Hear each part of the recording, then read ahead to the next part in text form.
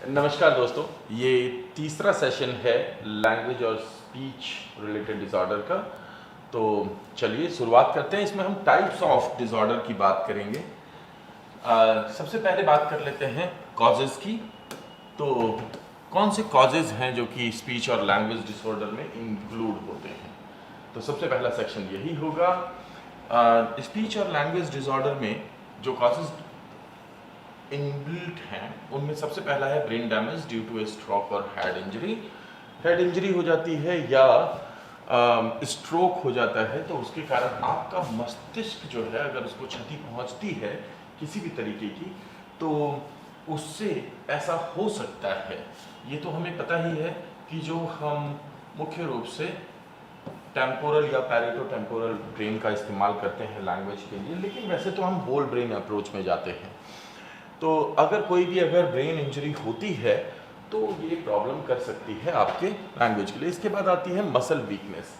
आपकी जो मसल्स होती हैं, चाहे वोकल कॉर्ड हो, चाहे आपकी जीभ हो, चाहे आपके लिप्स हो या आपका द होल माउथ हो, उसकी अगर मसल्स वीक होती हैं तो आपको स्पीच करने में प्रॉब्लम हो सकती है। डैमेज वोकल कॉर्ड, कई बार आपकी वोकल कॉर्ड डैमेज हो जाती है जिसके कारण की ये समस्या हो सकती है।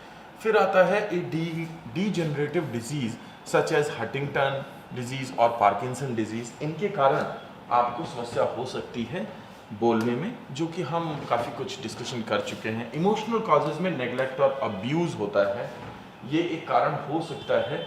कई बार आपकी स्पीच में या आपकी लैंग्वेज डिसऑर्डर में कि आपको नेग्लेक्ट किया गया है या किसी प्रकार का अब्यूज़ होता है जो कि डिप्रेशन के कारण आपकी आवाज़ को छीन लेता है ना।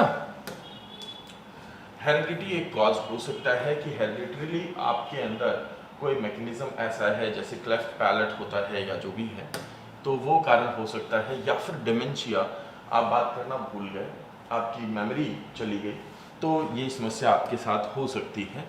Cancer that affect the mouth और थ्रोट, माउथ और थ्रोट को अफेक्ट करने वाला जो कैंसर होता है वो भी इसके लिए रिस्पॉन्सिबल हो सकता है। Then autism can be a reason and then down syndrome के अंदर आपकी समस्या हो सकती है, जेनेटिकली डिवाइस्ड है। वैसे तो विलियम सिंड्रोम मुख्य रूप से जाना जाता है, लेकिन डाउन सिंड्रोम में भी कई बार इम्पेयर्ड स्पीच होती है ना। तो हियरिंग लॉस एक कारण हो सकता है जो हम और आप जानते हैं, हम इस पे बात कर चुके हैं। और एनवायरमेंटल कॉजेज़ भी होते हैं जिसमें कि बहुत सारे पॉल्यूटेंट्स होते हैं जो कहीं ना कहीं आपकी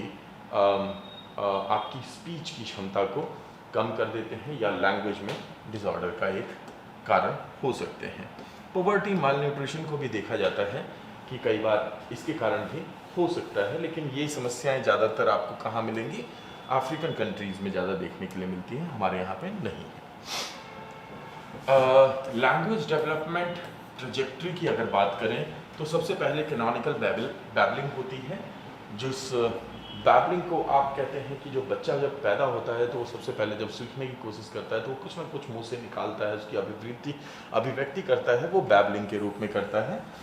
फिर वर्ड कॉम्प्रिहेंशन होता है, शब्दों को की समझ बनती है, बनाना चालू करते हैं। वर्ड प्रोडक्शन होता है, फिर वर्ड बनाना, पहले दिमाग के अंदर शब्दों का कॉम्प्रिहेंड होगा, फिर प्रोडक्शन होगी, हमेशा याद रखिएगा। इसीलिए एल के बाद एस होता है, पहले आप लिसन करते हैं तब आप स्पीक करते हैं, है ना। तो वर्ड कॉम्बिनेशन, फिर आप वर्ड्स को एक दूसरे के साथ में कंबाइन करने लगते हैं। हाँ, विद क्रोमोसोम होता है, क्रोमोसोम 7, ठीक है, अभी आएंगे। उसके अंदर बहुत सारी चीज़ें होती हैं। टेलीग्राफिक स्पीच होती है, फिर आपके अंदर टेलीग्राफिक स्पीच आती है। टेलीग्राफिक स्पीच क्या होती है? टेलीग्राफिक स्पीच होती है जब आप पूरा सेंटेंस नहीं बनाते, उसके अंदर चीज़ों को मिस कर देते हैं। यहीं पे आपको बता देता हूँ, होलो फ्रेज और टेलीग्राफिक पे आता है वर्ड क्वेश्चन। होलो फ्रेज यानी एक वर्ड में पूरी बात कह देने की कोशिश करना, और टेलीग्राफिक यानी कि सेंटेंस तो है, सिंटैटिकल है, लेकिन लॉस ऑफ वर्ड्स हैं बीच में। इनकी भी बात कर लेंगे अभी, है ना। आज बहुत सारे इन्हीं चीज़ों पर डिस्कशन करना है। तो आगे बढ़ते हैं और देखते हैं लैंग्वेज डिसऑर्डर्स। जब हम लैंग्वेज डिसऑर्डर्स की बात करते हैं तो हमारे पास में एक सबसे पहले आता है पैराफ्रेजिया। पैराफ्रेजिया क्या होता है? Substitution of a word by A sound, an incorrect word और एन अनइंटेंडेड वर्ड। कोई एक ऐसा शब्द जो ज़रूरी नहीं है, जो वहाँ पे आप बोलना नहीं चाह रहे थे, ऐसा कोई शब्द होता है जिस शब्द को आप वहाँ पे डालने लगते हैं, उस पर्टिकुलर चीज़ में सब्स्टिट्यूट करने लगते हैं, एक वर्ड की जगह दूसरा वर्ड डाल देते हैं, जैसे कि गर्ल की जगह पे कर्ल, है ना। अब कर्ल से मीनिंग नहीं निकलेगा, लेकिन गर्ल से मीनिंग निकलेगा, है ना जी। तो ये हो गया आपका पैराफ्रेजिया। दूसरा होता है नियोलॉगिज्म। नियोलॉगिज्म यानी paraphasia with a completely novel word. एक ऐसा वर्ड जो है ही नहीं, नया ही कोई वर्ड जनरेट कर दिया, अगर वो आ रहा है तो नियोलॉगिज्म के साथ आपको पैराफ्रेजिया है। यानी पैराफ्रेजिया है विद न्यू वर्ड, पैराफ्रेजिया है विद सिमिलरली ओल्ड वर्ड। अगर ओल्ड वर्ड जो बोले जाते हैं वो अगर आप यूज कर रहे हैं किसी एक की जगह कोई दूसरा, तो ये हो गया। और अगर यहाँ पे आप गर्ल की जगह पे क्रल यूज कर दें, ठीक है ना, तो क्रल कोई मीनिंग नहीं होगा, तो वो हो गया बिल्कुल नियो वर्ड, तो वो हो गया नियोलॉगिज्म, है ना। इसके बाद में आता है non fluent speech. Non fluent speech यानी talking with considerable effort. Considerable effort यानी फ्लुएंट मतलब होता है फ्लुएंसी, नॉन फ्लुएंट यानी फ्लुएंसी नहीं है, यानी आप बहुत एफर्ट लगा करके बात कर पा रहे हैं, that is called non fluent speech. And then we move to agraphia, impairment in writing. बहुत बार राइटिंग में इम्पेयरमेंट होता है, वो भी लिंग्विस्टिक इम्पेयरमेंट होता है, दैट इज कॉल्ड अग्राफिया या डिस्ग्राफिया। आपने डिस्ग्राफिया के रूप में पढ़ा है, उसे डिस्ग्राफिया या अग्राफिया के रूप में देख सकते हैं। जब हम लैंग्वेज या स्पीच डिसेबिलिटी के बारे में बात करते हैं या डिसऑर्डर के बारे में बात करते हैं, तब हम डिसलेक्सिया को अलेक्सिया के रूप में और डिस्ग्राफिया को अग्राफिया के रूप में और डिस्फेजिया को अफेजिया के रूप में जनरली हम डिस्क्राइब करते हैं, या डिस्ट्रैक्सिया को अप्रैक्सिया के रूप में। अप्रैक्सिया का मतलब ये हो गया यहाँ पे कि किसी तरीके का इम्पेयर्ड सेक्शन है जो कि वैसा प्रतीत हो रहा है। लेक्सिक यानी कि लैंग्वेज से संबंधित है और इम्पेयर्ड वर्जन है, तो we will talk about that, है ना। तो अग्राफिया मतलब इम्पेयरमेंट इन राइटिंग, बस ये ध्यान रखना है आपको, है ना। नहीं, नॉन फ्लुएंट मतलब स्टैमरिंग नहीं, नॉन फ्लुएंट मतलब अटकना। अटकना लेकिन इसलिए कि बहुत मेहनत लग रही है किसी एक पर्टिकुलर शब्द को बोलने में। स्टैमरिंग या स्टटरिंग में क्या होता है कि हम रिपीटेशन भी करते हैं, अभी आएंगे उसके ऊपर, ठीक है। अलेक्सिया यानी disturbance in reading, disturbances in reading Alexia. Dyslexia यानी कि रीडिंग में लगातार एक ही तरीके की समस्याएं आ रही हैं, है ना। हाँ, डिस्ग्राफिया और अग्राफिया इस लेवल पे आपके लिए अभी सेम है, हाँ आप इन्हें सेम रखिए अभी।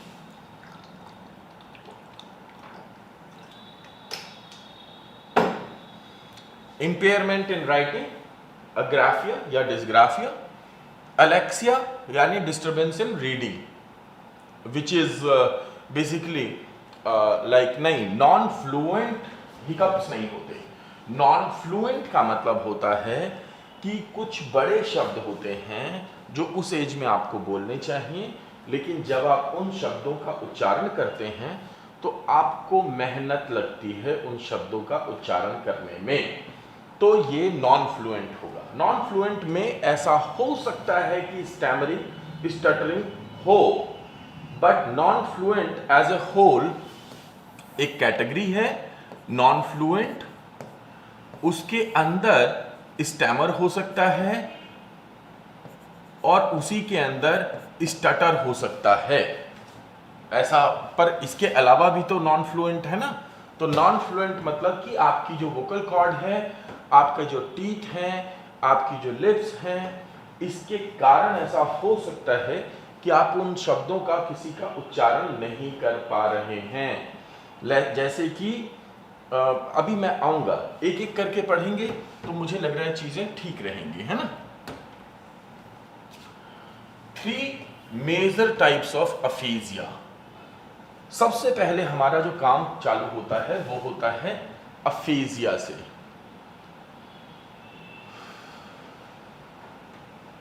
स्किज़ोफ्रेनिया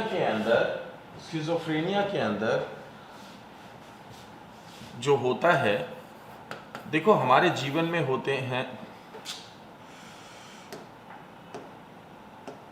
हमारे जीवन में एक महत्वपूर्ण रोल होता है डायलॉग का, राइट। इस डायलॉग में कम से कम दो लोग होते हैं, डाया मतलब दो, पर कई बार क्या होता है हमारे अंदर मोनोलॉग होने लगता है। अब ये जो मोनोलॉग है ये स्किज़ोफ्रेनिया में होता है, ठीक है। लेकिन अगर ये मोनोलॉग यानी अपने आप से आप बात कर रहे हैं और उसमें अगर आप कोई नोवेल वर्ड यूज कर रहे हैं, मैं ये सेक्शन नहीं करवाऊंगा आगे, इसलिए समझा दे रहा हूं क्योंकि ये सेक्शन में आज वाले काम में है नहीं। पर आप जितने नए वर्ड्स को गिराते रहोगे मेरे लिए उतना मुश्किल हो जाएगा आगे जाना, मैं पहले ही बता दे रहा हूं आपको। सो नोवेल वर्ड, अगर ऐसा कोई शब्द जो डिक्शनरी में है ही नहीं, वो आपके मोनोलॉग में आ रहा है, तो इसे कहते हैं अलॉगिया, अलॉगिया या अलॉगिया। बाद में इसे अलॉगिया बना दिया, होता है अलॉगिया। लॉग यानी कि भाषा जो है वो है ही नहीं। तो ये समस्या आपको स्किज़ोफ्रेनिया में होती है, ठीक है। पर आप अगर बीच बीच में कूद करके ये क्वेश्चन पूछेंगे तो मेरा सेशन है बहुत लंबा, ठीक है ना, मैं हो जाऊंगा परेशान।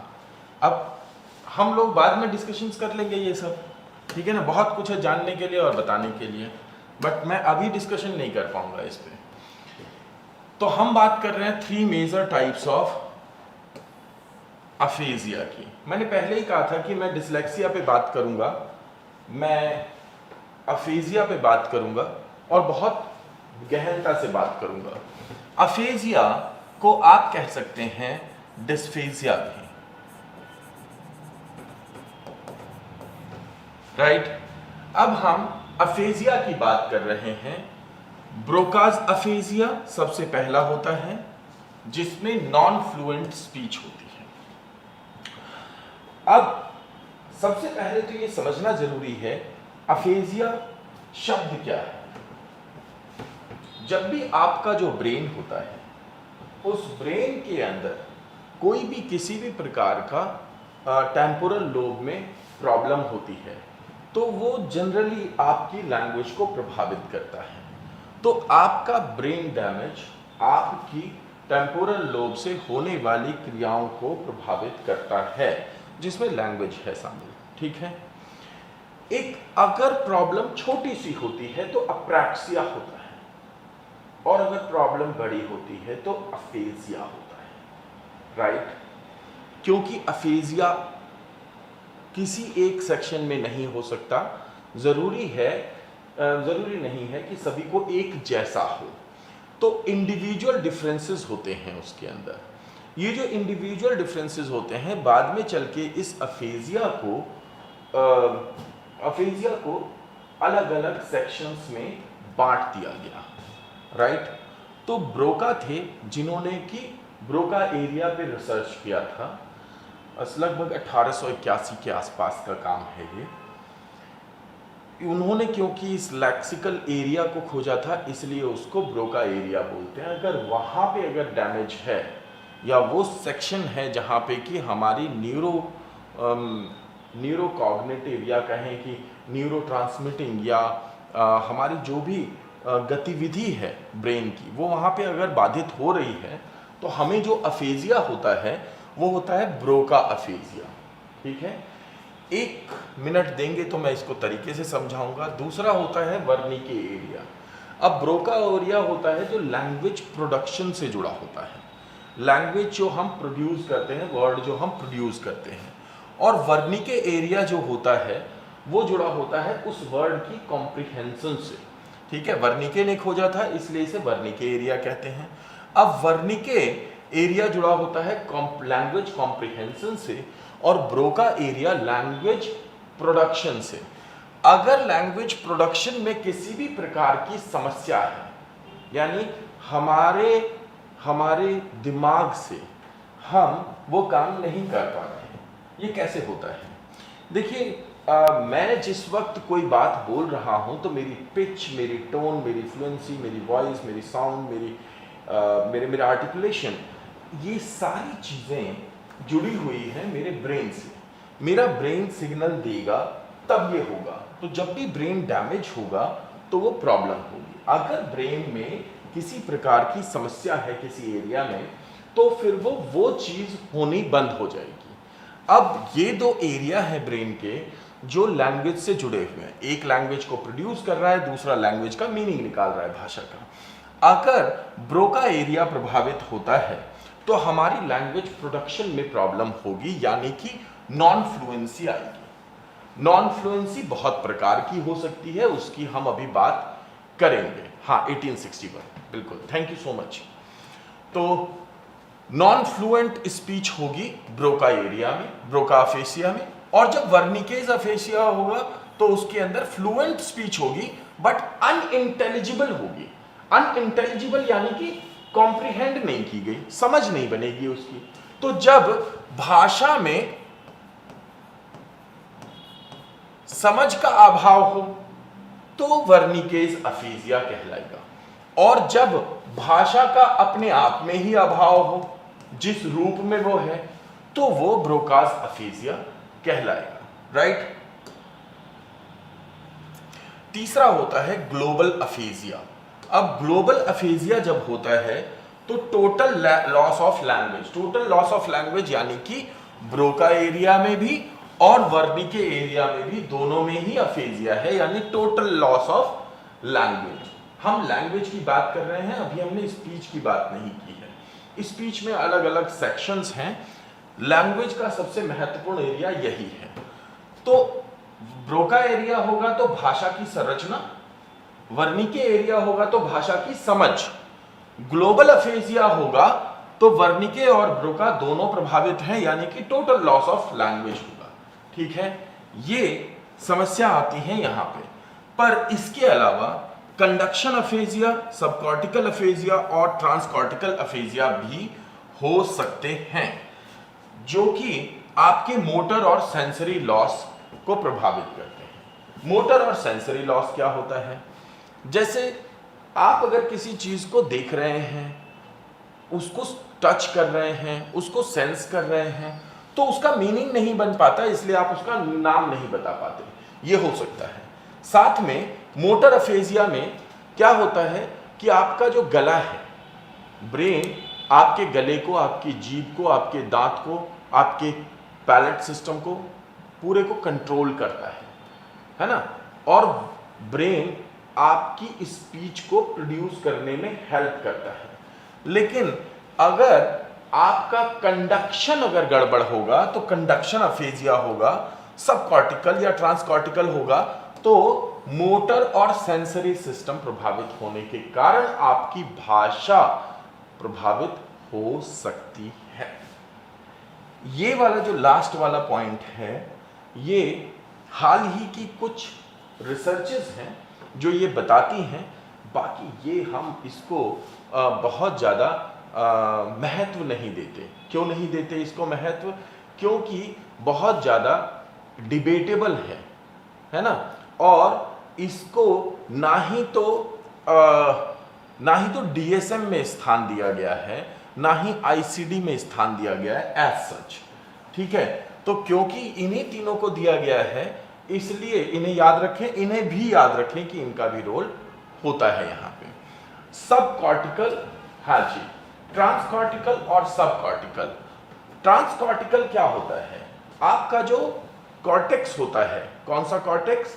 जो ये आपका क्या कहेंगे, पैरेटोटेम्पोरल लोब, जहां पे आप देख रहे हैं, ये जो कॉर्टेक्स हो गया, तो ये क्या करता है? ये इंफॉर्मेशन को भाषा के रूप में संचारित करता है। लेकिन ऐसा हो सकता है कि आपका ब्रोका एरिया तो ओके है, लेकिन ब्रोका एरिया हिपोकैम्पस और बेसल गैंग्लिया से जैसे मिलता है इंफॉर्मेशन को भेजने के लिए, वहां पे अगर न्यूरॉन गतिविधि में कमी है, यानी आसपास, सबकॉर्टिकल मतलब आसपास अगर समस्या है, उस सेक्शन के ब्रोका या वर्निके के, तो भी प्रॉब्लम हो सकती है। That is called subcortical. Transcortical क्या हुआ?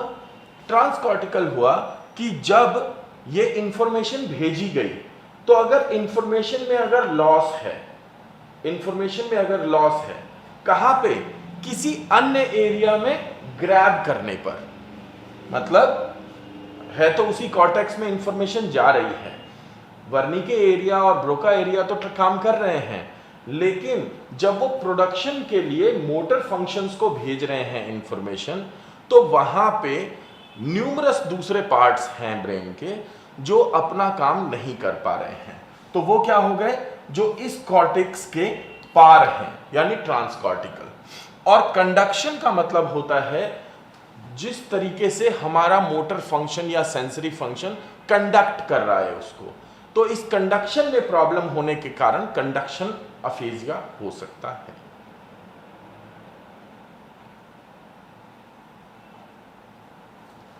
हाँ, सेंसरी कंडक्शन नहीं होता, सिर्फ सेंसरी कंडक्शन नहीं होगा, यहां पे सेंसरी मोटर कंडक्शन होगा। मोटर कंडक्शन अकेले हो सकता है, पर सेंसरी कंडक्शन में मोटर कंडक्शन का रोल जरूर होगा, क्योंकि जब आपकी जो सेंसेस हैं वो एक इंफॉर्मेशन को ग्रहण करती हैं और वो आपके ब्रेन के पास भेजती हैं। ये जो ब्रेन है ये किसी मोटर एरिया को भेजता है, राइट। अब ये जो सेंसेस हैं इन्होंने ये इंफॉर्मेशन भेजी, तो ब्रेन के कौन से एरिया को भेजी? ये ब्रेन के एरिया को भेजी इन्होंने, या तो ब्रोका एरिया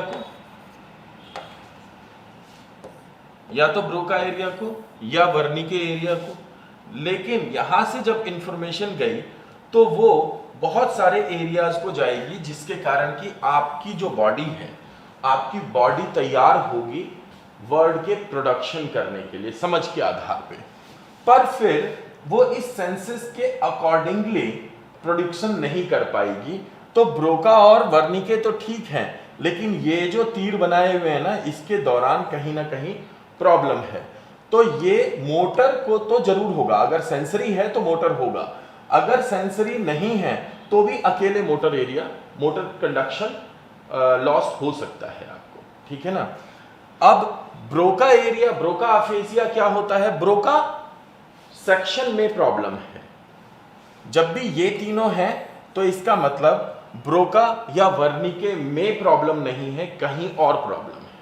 तो एक हो गया सबकॉर्टिकल यानी ब्रोका एरिया के आसपास, एक हो गया ट्रांसकॉर्टिकल यानी किसी और सेक्शन में, यानी बेसल गैंग्लिया हो या फिर आपका हिपोकैम्पस हो या एमिगडला हो, यहां पे कहीं पर भी जो इंफॉर्मेशन कनेक्ट हो रही है वो प्रॉब्लम है, ब्रोका एरिया इंटैक्ट है, तो वो हो गया ट्रांसकॉर्टिकल।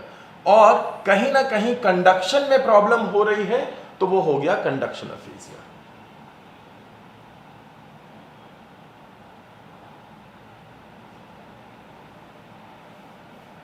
सेंसरी कंडक्शन अफेजिया बिल्कुल डिफरेंट है भाई। सेंसरी कंडक्शन अफेजिया हुआ ये कि सेंसरी और मोटर के बीच में कंडक्शन नहीं हो पा रहा। वर्निके अफेजिया तो बिल्कुल सेपरेट है, वो तो बस ये है कि आपकी भाषा की समझ नहीं बन पा रही है, तो भाषा की जब समझ नहीं बन पाएगी तो वो हो गया वर्निके अफेजिया। लेकिन अगर सेंसर्स ब्रेन के साथ कोऑर्डिनेट नहीं कर पाएंगी मोटर को लेकर के, आपके जैसे आप प्रोडक्शन कर रहे हैं भाषा का, तो वो होगा कंडक्शन अफेजिया। अब कंडक्शन को आप सेंसरी कंडक्शन अफेजिया कह सकते हैं या केवल कंडक्शन से याद रख सकते हैं, राइट। हाँ, बिल्कुल डिफरेंट है ये, तो इसीलिए तो अलग सेक्शन बनाया है इनका कि कंडक्शन, सबकॉर्टिकल और ट्रांसकॉर्टिकल थियरीज जो है वो बिल्कुल डिफरेंट है। हाँ, तो फाइनली अगर हम कंडक्शन की बात करेंगे, जो समझने वाली बात है, अगर हम कंडक्शन की बात करेंगे तो हमें प्रॉब्लम देखनी है यहां सेंसरी से brain, otherwise Broca and Wernicke, Wernicke और ब्रोका के अलावा कहीं पे प्रॉब्लम हो रही है और मोटर,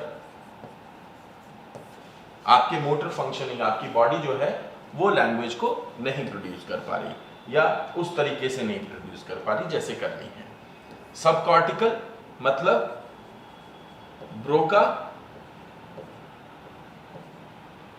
प्लस वर्निके,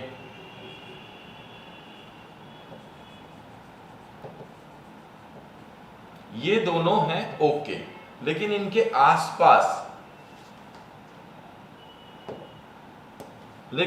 आसपास इस एरिया में कहीं पे भी प्रॉब्लम हो सकती है न्यूरॉन्स में, न्यूरॉन ट्रांसमिशन में। तो ये हो गया, क्या हो गया, सब कॉर्टिकल। और अगर ब्रोका से जिन एरियाज में जा रही है इंफॉर्मेशन, उसमें अगर कहीं पे होता है प्रॉब्लम तो वो ट्रांसकॉर्टिकल, ठीक है ना। हाँ, तो ये इनका लेना देना वर्निके और ब्रोका से नहीं है, ये बिल्कुल सेपरेट है, ठीक जी। चलिए आगे बढ़ते हैं। इसको थोड़ा सा तरीके से समझना पड़ेगा ब्रोका अफेजिया को, क्योंकि डायरेक्टली नहीं, आपको अपने आप से कुछ करने की जरूरत नहीं होगी। आप अगर आज करके जाएंगे तो आप कंप्लीट करके जाएंगे, आपको इससे ज़्यादा की ज़रूरत इतनी भी नहीं है, किसी को भी नहीं है, ठीक है जी। Lesion in the left inferior frontal region, जिसे ब्रोका एरिया कहते हैं, ये लेफ्ट फ्रंटल रीजन है, उसका इंफीरियर एरिया, इसे ब्रोका एरिया कहते हैं। अगर यहाँ पे अगर लीजन होता है, व्हाट इज लीजन, कोई थक्का जमा हो जाता है, कोई एरिया क्रिएट हो जाता है जो कि बाधा उत्पन्न करता है, इसे कहेंगे ब्रोका अफेजिया। बिल्कुल सीधे शब्दों में इसे कहेंगे ब्रोका अफेजिया। क्या होता है ब्रोका अफेजिया में? नॉन फ्लुएंसी होती है, यानी फ्लुएंट स्पीच नहीं होगी, आर्टिकुलेशन की प्रॉब्लम है, लेबर्ड, बहुत मेहनत लगेगी बोलने में, एंड हेजिटेंट स्पीच, यहां आ गया स्टटर और स्टैमर, यहां आ गया स्टटर और stammer, right. Most also lost the ability, ज्यादातर लोग जो होते हैं वो एबिलिटी खो देते हैं टू नेम पर्सन और सब्जेक्ट। याद रखिएगा, इस स्पेसिफिक सिचुएशन को बोलते हैं एनोमिया। क्या कहते हैं? एनोमिया। जो हम सेंसरी मोटर की बात कर रहे हैं, उसको जब तक सब कॉर्टिकल, ट्रांसकॉर्टिकल और कंडक्शन थियरीज नहीं आई थी अफेजिया की, तब तक इसको ब्रोका से डायरेक्टली कनेक्ट कर देते थे और यही कहते थे कि आप अगर किसी सब्जेक्ट का नाम नहीं दे पा रहे हैं, आज भी मानते हैं, और पर्सन्स को नाम नहीं दे पा रहे हैं, तो ये एनोमिया है। क्वेश्चन बनता है कि एनोमिया की कंडीशन में आपके ब्रेन का कौन सा हिस्सा प्रभावित होता है? तो आपको लिखना है Broca area, that is called Broca's aphasia, right. Then can utter automatic speech, can utter automatic speech. याद रखेंगे, कुछ ऐसे शब्द होते हैं जो हमारे अंदर से अपने आप ही बाहर आते हैं। हाँ, हेजिटेंट स्पीच को देखना है स्टटर, स्टैमर और सेलेक्टिव म्यूटिज्म के रूप में, अभी आएंगे हम उस पे, ठीक है। Can utter automatic speech, hello, automatic speech यानी, अब यहां पे मैं थोड़ा सा बता दूं, इसको नुआंस्ड कर दूं, इसमें एक बहुत मजेदार चीज है। ब्रोका अफेजिया में एक चीज होती है जिसे हम कहते हैं तकिया कलाम। कुछ लोग ऐसे कुछ शब्द होते हैं जिन्हें तकिए के नीचे रख के सोते हैं, यानी कि कभी भी निकल जाते हैं उनके मुंह से। तो ऐसे अनकॉन्शियस शब्दों का आप ऑटोमेटिक स्पीच का प्रोडक्शन कर देते हैं कभी भी, तो that is called automatic speech, यानी ब्रोका अफेजिया का हिस्सा होता है ये सेक्शन, ठीक है। कॉम्प्रिहेंशन,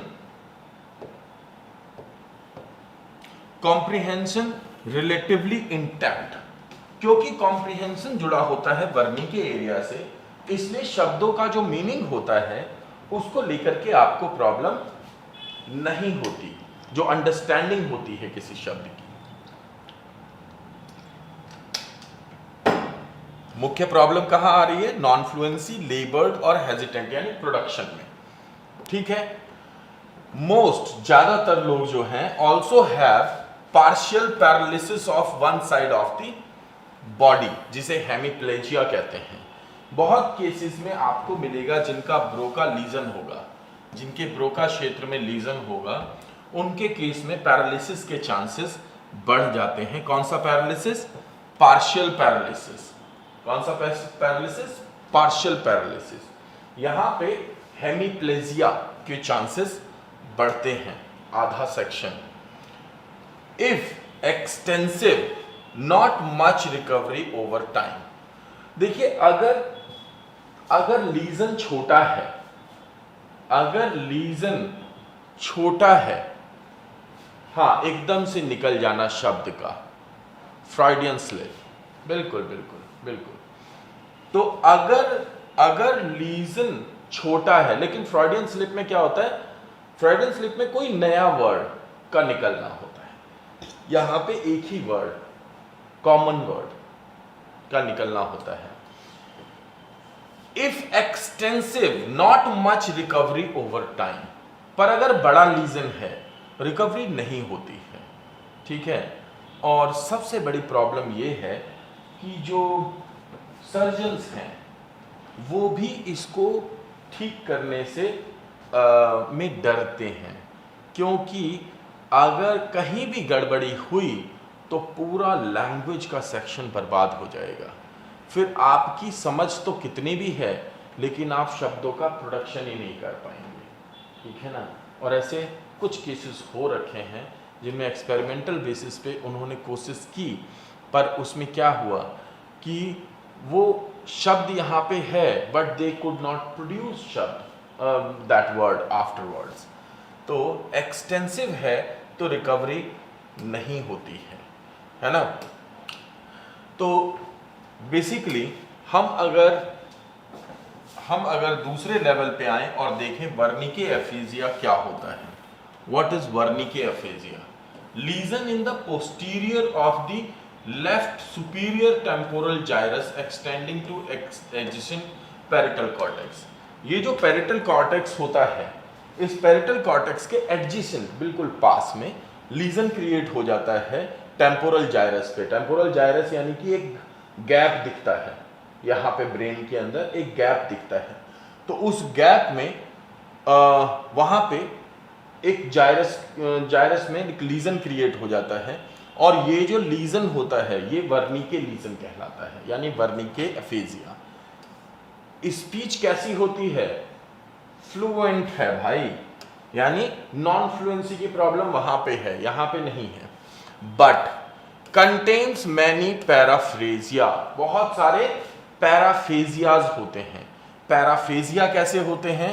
गर्ल को कर्ल, ब्रेड को केक, क्योंकि वहां पे समझ नहीं बन पा रही है, क्योंकि वहां पे समझ नहीं बन पा रही है, इसलिए प्रोडक्शन तो हो रहा है वर्ड्स का, फ्लुएंटली धड़ाधड़ बोल रहा है, लेकिन बिना सोचे समझे बोल रहा है, क्योंकि उसमें समझ नहीं बन पा रही कि ये मीनिंग क्या जाएगा इसका।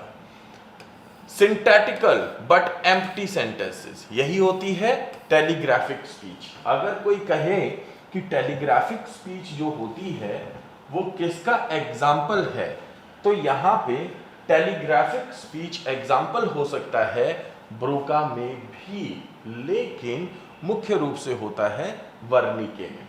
तो वहां पे लिखा होगा ज्यादातर वर्निके एरिया में, राइट। सिंटैटिकल है पर टेलीग्राफिक स्पीच है, यानी बीच बीच में से जो शब्द हैं वो एम्प्टी है ना, तो वो शब्द नहीं आ रहे क्योंकि समझ नहीं बन रही। अब ये देखो, दो कारण होते हैं यहाँ पे, इस टेलीग्राफिक स्पीच के दो कारण हो सकते हैं। एक तो आपके समझ में नहीं आ रहा, अगर वो समझ में नहीं आ रहा तो वर्निके है। अगर बहुत लेबर्ड है और कोई नाम है, अगर आप देखें किसी जगह का नाम है, यानी एनोमिया दिख रहा है, आप नॉर्मली जिस शब्द को यहां गायब कर रहे हैं टेलीग्राफिक स्पीच में, वो कुछ नाम हैं जिन्हें गायब कर देते हैं। अगर वो नाम दिख रहे हैं तो फिर वो ब्रोका प्रॉब्लम है ना, तब वो ब्रोका अफेजिया का लक्षण है, अदरवाइज वो वर्निके अफेजिया में होता है। ठीक है, वैसे जब बच्चे बड़े होते हैं तो एक एज एप्रोप्रिएट टेलीग्राफिक स्पीच भी होती है, एज एप्रोप्रिएशन के रूप में। वो तब तक होती है जब तक कि आप उस एज एप्रोप्रिएट लेवल पे होते हैं जिसकी मैंने बात की लैंग्वेज ट्रेजेक्टरी की। अगर उस ट्रेजेक्टरी में हो रहा है ऐसा तो फिर वो अफेजिया की वजह से नहीं है, राइट। चलिए आगे आते हैं, कैन नॉट रिपीट वर्ड्स और सेंटेंसेस। ये बड़ी ही प्रॉब्लम है कि ये जो शब्द जो बोले गए उन शब्दों को रिपीट नहीं कर पाते, क्योंकि उसकी जो समझ है वो उसी रूप में नहीं बनती, वो प्रोडक्शन उसी वर्ड की करेंगे जिसकी उनके अंदर समझ बन पा रही है। Unable to understand what they read और हियर, जो वो सुन रहे हैं या जो उन्हें बोला जा रहा है वो उसको समझ नहीं पाते, राइट।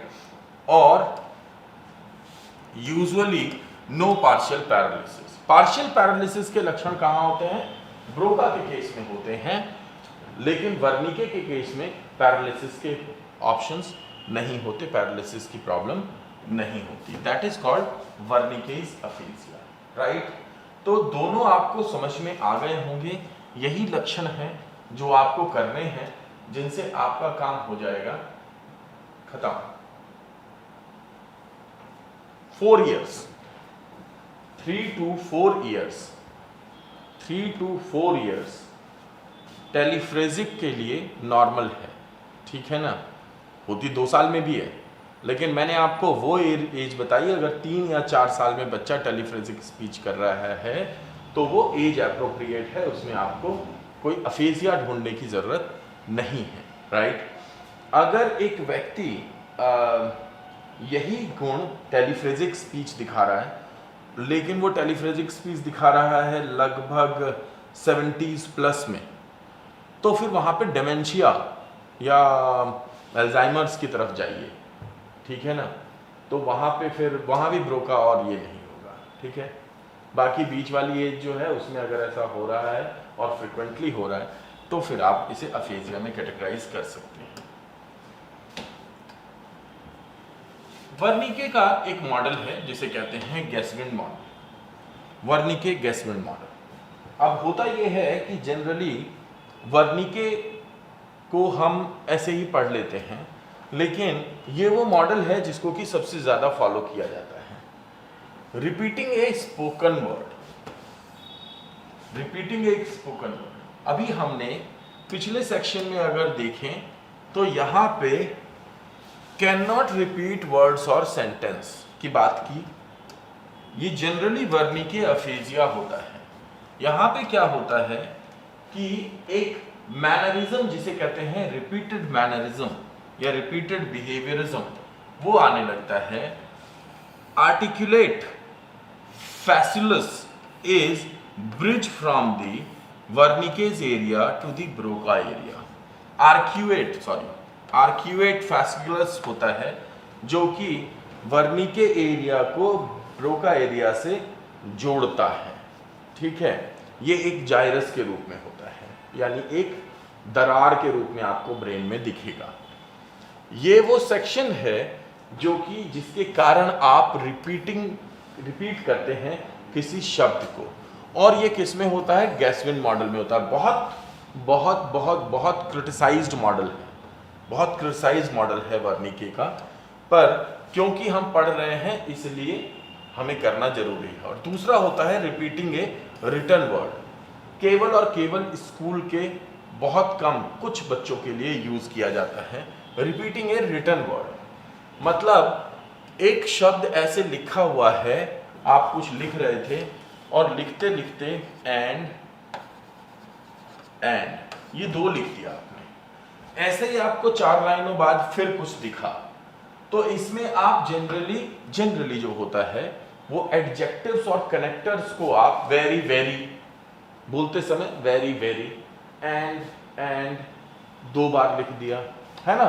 तो इस तरीके की जो रिपीटेशन है लिखने में और बोलने में पाई जाती है जब आप वर्निके गेस्विन को देखें।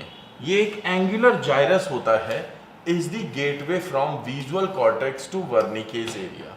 क्योंकि वर्निके एरिया से एक विजुअल कॉर्टेक्स होता है जो जुड़ा होता है। विजुअल कॉर्टेक्स यानी देखने वाला हिस्सा। अब इसके कारण ऐसा होता है कि आप किसी वर्ड को रिपीट करते हैं अगर ये प्रभावित हो। अगर आर्क्यूएट फैसिलस अगर प्रभावित होता है तो आप रिपीट करते हैं स्पोकन वर्ड्स को। अगर एंगुलर जाइरस प्रभावित होता है तो आप रिपीट करते हैं रिटन वर्ड्स को। ये दोनों चीजें ध्यान रखिए। अननोन तब लगता है जब ये रिपीटेशन किसी भी प्रकार के कार्यों में हो और आपको दूसरे सिम्टम्स भी नजर आ रहे हैं। केवल एक सिंगुलर सिम्टम से काम नहीं चलेगा। ये काम जो किया गया ये सिर्फ कॉग्निटिव लेवल के लिए किया गया था, जिसे वर्निके गैरसन मॉडल कहते हैं। ये सिर्फ कॉग्निटिव सेक्शन के लिए किया गया था, इसीलिए बहुत क्रिटिसिज्म है इसका, क्योंकि this is an over simplification of the issue. Not all patients show such predicted behaviour. Howard का काम है 1997 का। उन्होंने फ्रिक्वेंटली इस पे लिखा, इसके बारे में रिसर्च किया, एक पूरा पेपर लिखा और लिखने के बाद उन्होंने बताया कि ये बहुत ही सिंप्लीफाई करके वर्निके को समझाने की कोशिश की गई है। सभी पेशेंट में ऐसा होता नहीं है, तो इसलिए इसको कैटेगराइज करना ये ठीक नहीं होगा, ठीक है ना। और केवल इसके आधार पे किसी को भी वर्निके अफेजिया नहीं बता सकते, क्योंकि इसके अलावा बहुत सारी चीजें होती हैं उसमें, ठीक है। तो मुझे लगता है आपको आंसर मिल गया होगा अपने डाउट का। इसके बाद में हम आते हैं डिसलेक्सिया पर। डिसलेक्सिया पढ़ेंगे भी, डिसलेक्सिया को इस कंसर्न में समझेंगे बस।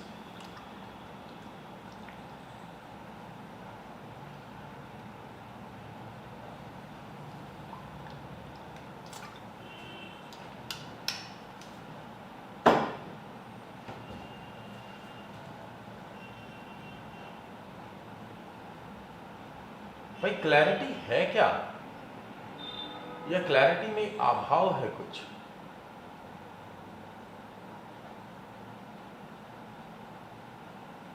बताओ जरा। मुझे लग रहा है क्लैरिटी में अभाव है, मेरी आंखें खराब हो रही हैं। क्लियर है पिक्चर?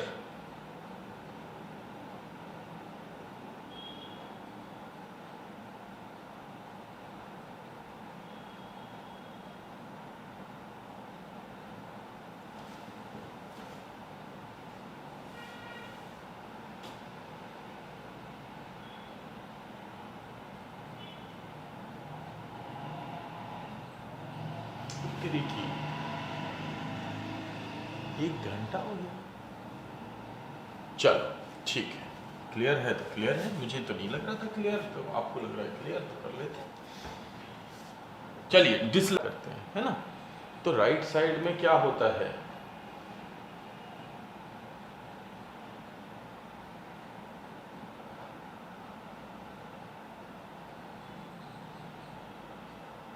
हाँ, राइट साइड में क्या होता है? तो मैंने बताया आपको कि जो लोग लेफ्ट हैंड का इस्तेमाल करते हैं उनका राइट दिमाग ज़्यादा काम करता है। और जब हमने बात की कि फ्रंटल लोब में राइट वाला जो साइड होता है वो क्रिएटिव होता है, तो इसलिए इनका IQ हाई होता है, रिलेटेड विद लैंग्वेज ऑनली। ये समस्या सिर्फ रिलेटेड है लैंग्वेज से, IQ हाई होता है, यानी आप कॉग्निटिव फंक्शनिंग को चैलेंज नहीं कर सकते। दे आर क्रिएटिव ऑल्सो, ठीक है। तो लेफ्टीज में ज़्यादा मिलेगा और लेफ्टीज क्रिएटिव होते हैं। तो क्यों होते हैं क्रिएटिव? डिसलेक्सिया की वजह से नहीं होते। They are creative because they are using left hands, है ना। तो ज़्यादा होता है। Postmortem observations revealed anomalies in the arrangement of cortical cell. देखो बाकी सब आप पढ़ चुके हो डिसलेक्सिया में, जो बता रहा हूं उसको याद कर लेना। जब पोस्टमार्टम किया गया और ऑब्जर्व किया गया तो उससे ये पता चलता है एनोमलीज मिलती है। एनोमलीज यानी कि जो सामान्यतः देखा गया है उससे थोड़ी अलग चीजें मिलती हैं। इन द अरेंजमेंट और कॉर्टिकल सेल्स, यानी कॉर्टिकल सेल्स जो थी वो मिली कि उनका क्रिया और उनका स्वरूप बिल्कुल डिफरेंट था इनके ब्रेन में। क्या था डिफरेंट? तो माइक्रो पॉलिजीरिया मिला उसमें, एक्सेसिव कॉर्टिकल फोल्डिंग, ज्यादा फोल्डेड थी। दूसरा एक्टोपियाज मिला, यानी nest of extra cell in unusual location, बहुत सारी एक्स्ट्रा सेल्स थी ऐसी जगहों पे जहां पे जनरली ब्रेन के अंदर सेल्स नहीं होती हैं। ये दो कारण हैं जिसके कारण की लेफ्ट हैंडेड लोगों को होता है और जिसके कारण की इनका आईक्यू प्रभावित नहीं होता है। Right? Might have occurred in mid gestation during cell migration period. जब मिड गेस्टेशन पीरियड होता है उस वक्त में जब सेल माइग्रेट करती हैं तब शायद ऐसा होता है। तो एक, क्योंकि मैं थोड़ा सा लैंग्वेज और स्पीच को लेकर के देख रहा था, एंड व्हाट आई फाउंड कि ये एक बहुत ही रिकॉग्नाइज्ड रिसर्च है कि प्रेगनेंसी के दौरान कुछ ऐसा होता है जिस वक्त में सेल ट्रांसफर करती हैं मिड गेस्टेशन पीरियड में, उस वक्त में एक जगह जाकर के नेस्टिंग हो जाती है सेल्स की, एंड ड्यू टू दिस ये कंडीशन पैदा होती है डिसलेक्सिया की। सो आप याद कर सकते हैं, तो इसको माइक्रोपॉलिजीरिया और एक्टोपियाज कहते हैं। चलिए अब आते हैं एलेक्सिया पे। जब अक्वायर्ड, यहां पे अब समझते हैं, मैंने कहा था कि डिस्फेजिया, अफेजिया, डिस्प्रैक्सिया, अप्रैक्सिया। अब थोड़ा सा समझ लेते हैं क्योंकि आपने डिसलेक्सिया समझा हुआ है और हमने आपको समझाया हुआ है। तो यहाँ पे डिस को हम डिस्को नहीं, डिस यानी DYS को हम ए से कब रिप्लेस करते हैं? जब भी सिचुएशन अक्वायर्ड हो। क्या हो? जब भी सिचुएशन अक्वायर्ड हो तो उसे कहते हैं अफेजिया, अप्रैक्सिया, अकैल्कुलिया, अलेलिया। अभी अलेलिया की बात करेंगे। So this is basically Alexia, right? Acquired dyslexia is Alexia. ठीक है, कहीं पे भी आप ये लिखा हुआ देखें तो याद रखिएगा, ए मतलब अक्वायर्ड, है ना? Acquired disorder in adulthood as a result of disease और injury. Deep dyslexia pays attention to wholes. मतलब कि होता यह है कि आपको एडल्टहुड में चोट वोट लग जाने के कारण जो समस्या उत्पन्न होती है वो कहलाती है अलेक्सिया, और ये एक प्रकार का लैंग्वेज डिसऑर्डर हो जाता है अक्वायर्ड रूप में। जैसे आपकी गाय बन जाती है घोड़ा and can not read abstract words, जहां पे सब प्रत्यात्मक बातें कही जाती हैं, कॉन्सेप्चुअल चीजें बोली जाती हैं, अमूर्त चीजें होती हैं, यानी कोई कॉन्सेप्ट अगर समझाया जा रहा है तो वो कॉन्सेप्ट आप नहीं बोल पाते। fails to see small difference, do not read each letter, problems with nonsense words। यानी कि अगर ऐसे व्यक्ति के सामने कमिटी और कमिट लिखोगे तो उसे दोनों एक से लगेंगे, यानी छोटी छोटी जो प्रॉब्लम होती है वो नहीं देख पाता। तो कमिट और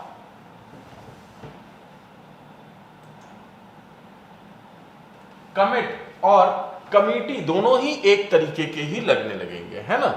हाँ, सरफेस डिसलेक्सिया, ध्यान से समझिएगा। सरफेस डिसलेक्सिया, डीप डिसलेक्सिया, जब पूरा जो परिदृश्य होता है उस पर नहीं देख पाता। Surface dyslexia pays attention to details. Surface में प्रॉब्लम होती है लेकिन डिटेल्स कैप्चर हो जाती हैं। Nonsense words are fine. Nonsensical शब्द जो होते हैं उसमें वो फाइन होते हैं, कोई फर्क नहीं पड़ता।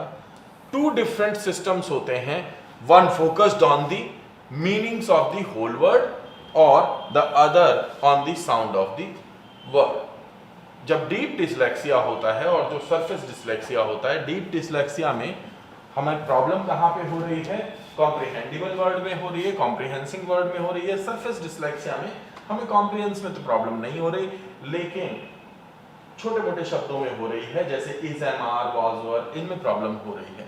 दो तरीके के डिफरेंट सिस्टम सजेस्ट किए जाते हैं। One focused on the meanings of whole words, पूरा वर्ड का मीनिंग समझा करके और बताने का तरीका सही रहता है इसमें।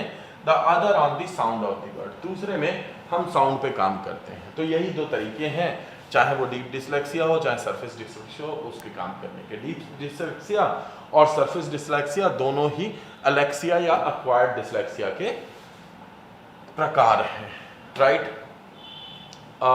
मेरे ख्याल में हम काफ़ी कुछ कर चुके और आज हो गया समय, तो हम इसके आगे करेंगे कल इलेक्ट्रिकल सिमुलेशन से चालू करेंगे।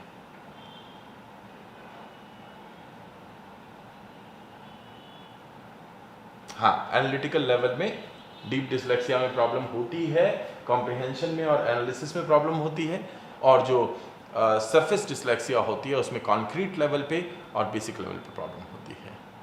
बिल्कुल बिल्कुल, बहुत बढ़िया, बहुत बढ़िया, आप लोग सही समझ बना रहे हैं। इलेक्ट्रिकल स्टिमुलेशन से कल कर लेते हैं। हम कल सेशन लेंगे आपका, क्योंकि मैं कल और परसों आपसे सेशन नहीं ले पाया था, और ये टॉपिक कंप्लीट करना नहीं ले पाया था वो तो बहुत बड़ी बात नहीं है, आप लोग ऐसा कुछ दबाव भी नहीं बना करके रखते, लेकिन मेरी तरफ से ही मुझे ये कल कंप्लीट कर लेना है, क्योंकि इस वीक का मेरा टारगेट था that this should be completed. तो tomorrow we will complete it, क्योंकि आज मुझे लग रहा है मैंने बहुत ज़्यादा उसको टाइम दे दिया। खैर चलिए, थैंक यू सो मच। मुझे लग नहीं रहा था कि इतना समय है, और फिर मेरा अपना मानना है कि आप अगर ऑनलाइन की क्लास को अगर जितना ज़्यादा खींचते हो ना, उसका आउटपुट आना उतना कम हो जाता है। तो thank you so much for you were present here. I have tried my self कि मैं इसको बहुत अच्छे लेवल पे बनाने की कोशिश करूं और कोई गैप ना छोड़ूं, पर अगर फिर भी अगर कहीं पे अगर लग रहा हो तो आप बता सकते हैं, और कैसा लगा ये ज़रूर बताइएगा। बाकी थैंक यू सो मच।